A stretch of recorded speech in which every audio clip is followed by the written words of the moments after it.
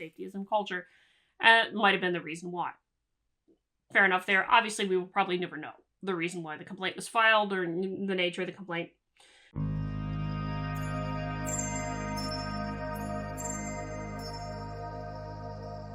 If you've been on this channel before, you know that I have talked about the institutional review boards, or the IRB, and a bit of their history and why they came about, and why they are generally a good thing, though not necessarily always, as that's what we're going to get into a little bit today. Because like scientific publishing, there is a concern about specious complaints and what happens in their cases with IRB, like there is with publishing, like specious complaints that get papers retracted in journals versus IRBs, which hold considerable power over the particular research done at universities in their mission to supposedly in their mission to ensure that researchers don't mistreat participants, which is why the IRBs came about, along with such things as the Belmont Report and all of those kinds of things that I've talked about in other videos on this channel. But Lee Jussim, who's been on this channel before, the Dark Fiddling Pirate, runs the Unsafe Science Substack, which if you're not following him on Twitter and you are not checking out his Substack, you're missing a lot, because he puts some great stuff out there, and I do appreciate it. Myself, when I get to read it and get to add own thoughts on top of it, writes alongside of Nathan Honeycutt about a more concerning experience with IRB that's happened to them recently. So let's get into that a little bit. Questionnaire studies in general. From 2016 to 2022, while Nate was Lee's graduate student, we collaborated on many projects, including some surveys of higher education faculty. This was also the subject of Nathan's PhD dissertation. Essays based on this can be found at Unsafe Science, such as this report, based on Nate's dissertation regarding the implementation of DEI, and this on the radicalization of faculty. Some of our questionnaires were designed to measure the political climate on campus. Others included measures of left-wing authoritarianism. When psychologists conduct a survey, they usually give the participants a general sense of what their study is about and request their consent to participate.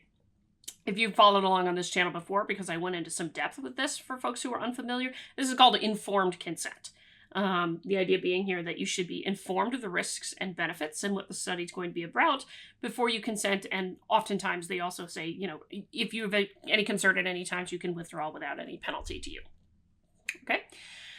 Researchers often keep their descriptions vague on purpose to avoid biasing the responses. For example, a study assessing prejudice and stereotypes might say in its consent form something like, quote, "We are assessing people's beliefs about and attitudes toward a variety of groups."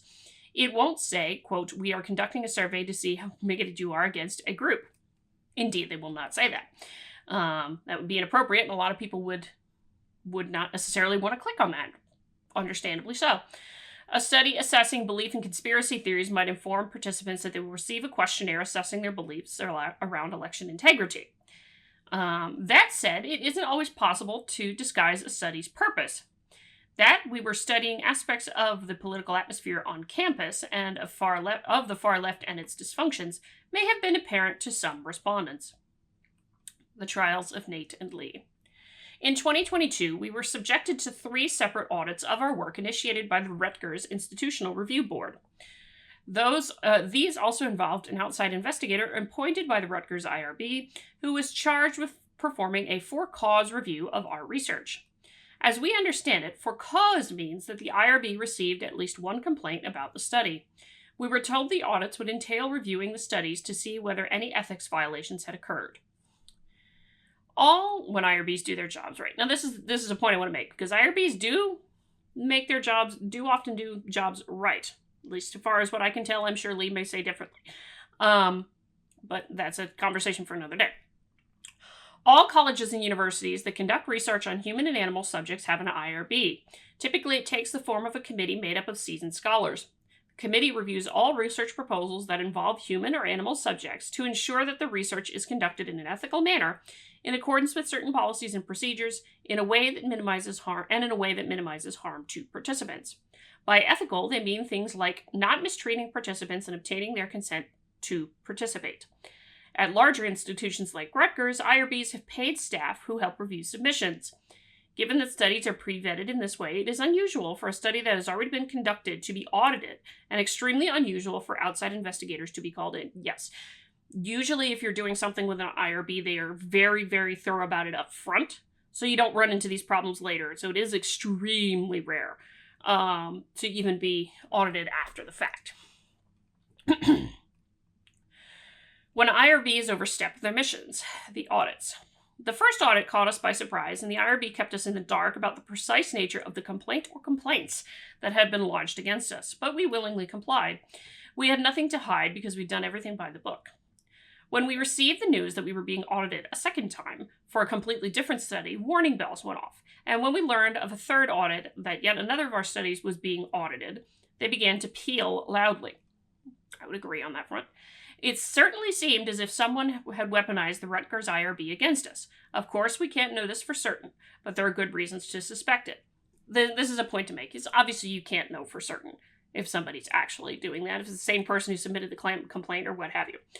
But anyway, the IRB, we later discovered, had received some bizarre complaints about the scientific validity of our survey designs and had been told that our survey questions were biased, offensive, and being used to draw conclusions or to support a political agenda.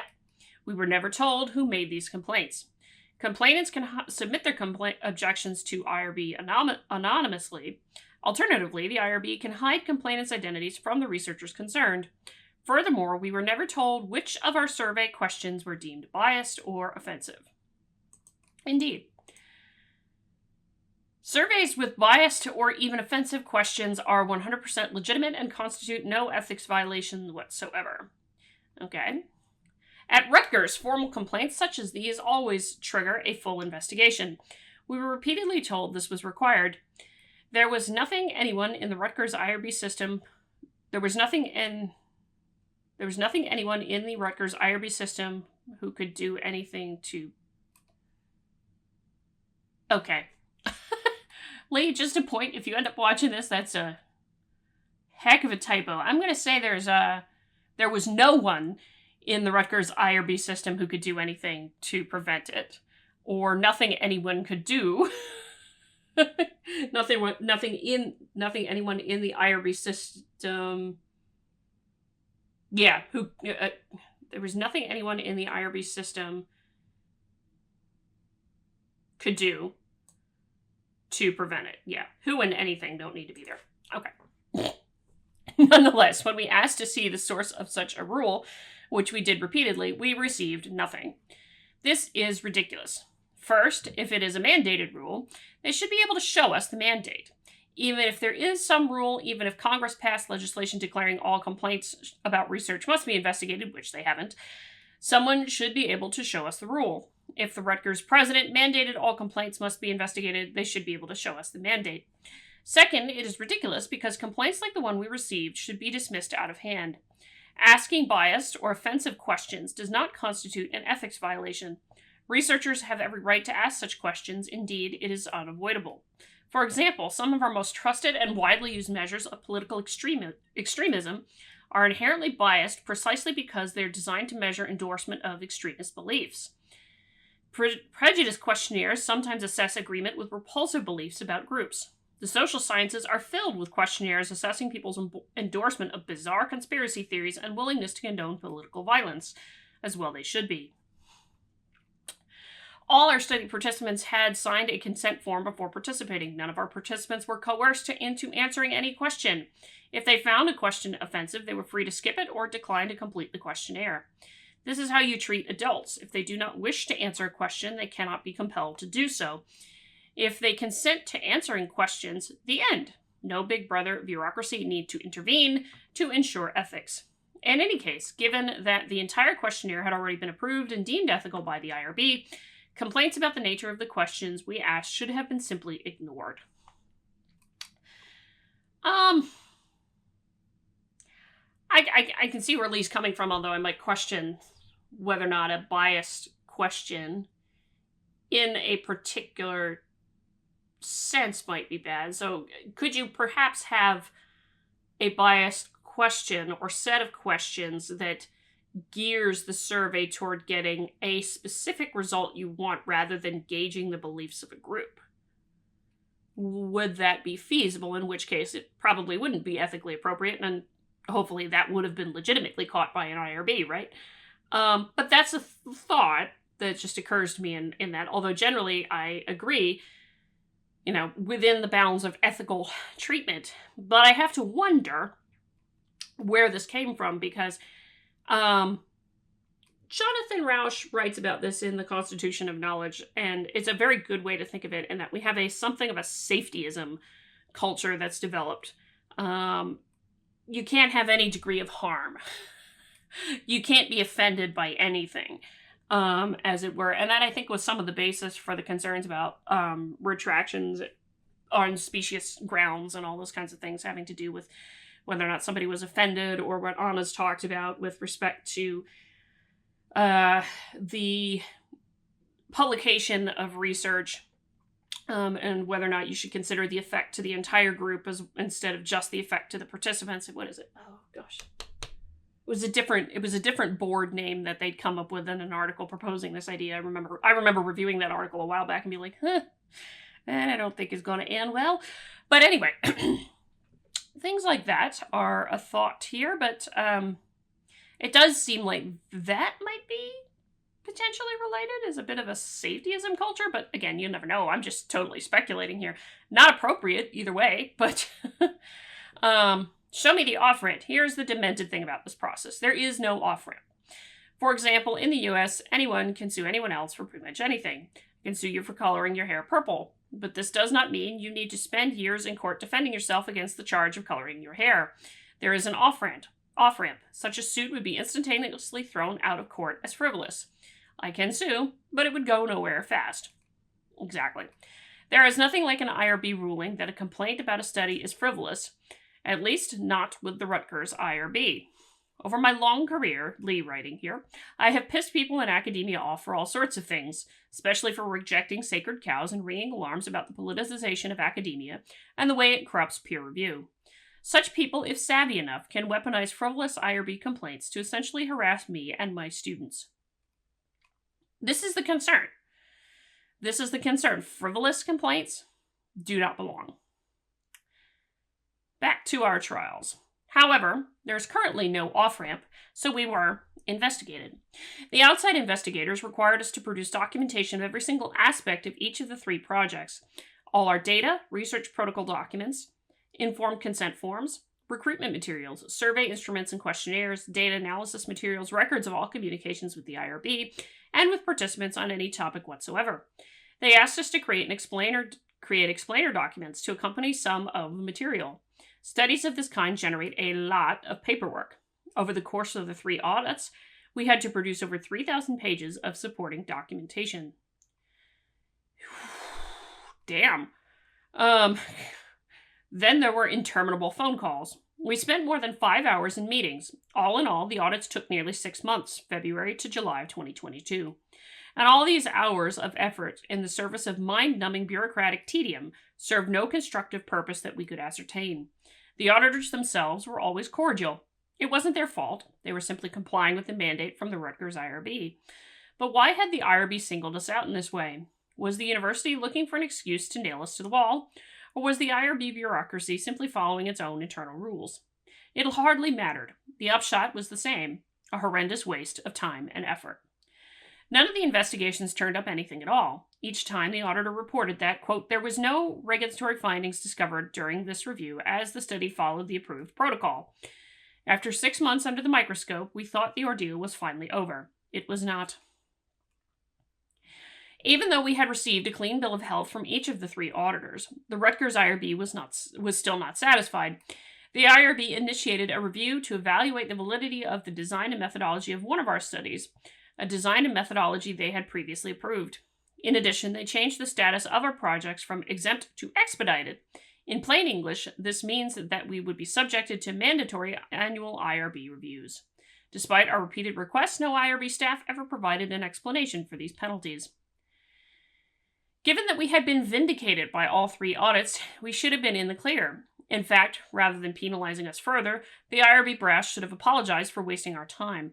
But the IRB at Rutgers is granted wide latitude to regulate research, and faculty subjected to its capricious rulings have no recourse but appeal to a higher university authority, such as a provost or president. We did not appeal because of the further time and effort that it would have taken and the slim chances of success. It is bizarre that the Rutgers IRB has no mechanism allowing them to dismiss frivolous complaints out of hand. To this day, it is unclear what we were thought to be guilty of beyond conducting research that some participants didn't like. The system is clearly easily gameable by malevolent actors with vindictive motives. If we had not kept meticulous records of our research, our projects might have been shut down because of a technicality, even if we had done nothing wrong. That is a concern right there. That is most definitely a concern. Those filing the complaints had nothing to lose, since there is no way of punishing people for making time-wasting or spurious allegations. On the other hand, we had everything to lose. An unsuccessful audit would have jeopardized our current and future research projects and Nathan's ability to complete his PhD, and could have stymied our academic careers. Although we were cleared by the auditors, the costs to us were substantial. We lost countless hours that could have been spent on other research projects, on getting papers published in academic journals, or on literally anything else. Not to mention the 6 months of extreme anxiety and stress. From what we have heard from colleagues, our experiences were not unique. Well, that's interesting. IRBs were originally designed to ensure the ethical treatment of research participants. They have an important role to play, since researchers should not be allowed to do harmful or risky things to participants without their consent. Indeed. That is one of the fundamental purposes and things with the IRB, because prior to such things existing as IRBs, there was research done on human participants that was dangerous, risky, if not downright disgusting. And hence there is actually a good reason for the existence of an IRB, but when it oversteps its bounds, that is potentially quite a problem. But with rare exceptions, they are relevant to the social science research that we conduct, which mainly involves asking participants to fill out online questionnaires. It would be nearly impossible for us to cause participants any real harm through our surveys. Though an offensive or poorly worded question can certainly be annoying, no one is ever compelled to answer it. But safetyism culture. Safetyism culture. That is a thing, unfortunately. When an IRB exceeds its mandate by punishing or investigating, which is its own punishment, professors and students for legitimate research, it is a clear violation of academic freedom. But until there is some way of reining in a runaway IRB investigation, nothing is likely to change. Indeed, we suspect things will only get worse. Academic freedom is necessary to permit researchers to study what they're interested in using methods they believe in, as long as they receive consent from competent consenting adults, especially for research that merely involves reading and answering questions. There may be some extreme exceptions for irresponsible research that might cause death or serious impairment, but even if so, this should have no relevance to anything ever assessed in research that involves nothing more than instructions and survey questions. Such research should be beyond the jurisdiction of academic bureaucracies. It is also vital to provide an off-ramp for IRBs, a system that allows them to summarily dismiss frivolous complaints without having to subject researchers to lengthy investigations. Neither of these things would be hard to implement if the will were there. This is the question. Dear Rutgers IRB, we have no idea why you have instigated these dysfunctional procedures. Perhaps you believe they are necessary because of some sort of external reason. For example, perhaps there are federal rules requiring extensive bureaucratic investigations whenever there is a complaint. Even if so, which we doubt, but even if so, you have to follow federal rules for federally funded grants. This is a true statement. The feds do not mandate your procedures for anything other than federally funded grants. You do not need to follow those rules when research such as ours, which was not federally funded, is conducted. Please create an off-ramp. Spurious complaints such as those described here should be ignored or dismissed immediately upon reception. Now, I will point out that this is an interesting piece, for sure, and I picked it because, we are in a time where such thing, and I really think this is probably what happened, is somebody was offended by a question, and so found it to be worth their time because they were offended, and how dare you offend me, I can't be harmed. Safetyism culture might have been the reason why. fair enough there. Obviously, we will probably never know the reason why the complaint was filed or the nature of the complaint. I hope you do find out, Lee, if you end up hearing this. I hope you do find out. I'd be curious to know what happened. But this is to say there are some good and useful things for IRBs. What Lee described is not it. And specious complaints about an already approved protocol should be pretty much thrown out the window. But hey, that's just me. Let me know what you think. Hit the like button on the way out the door, comment on the video, share the video, subscribe to the channel, all that lovely good jazz. Until next time, I'm Adrian. May you stay curious.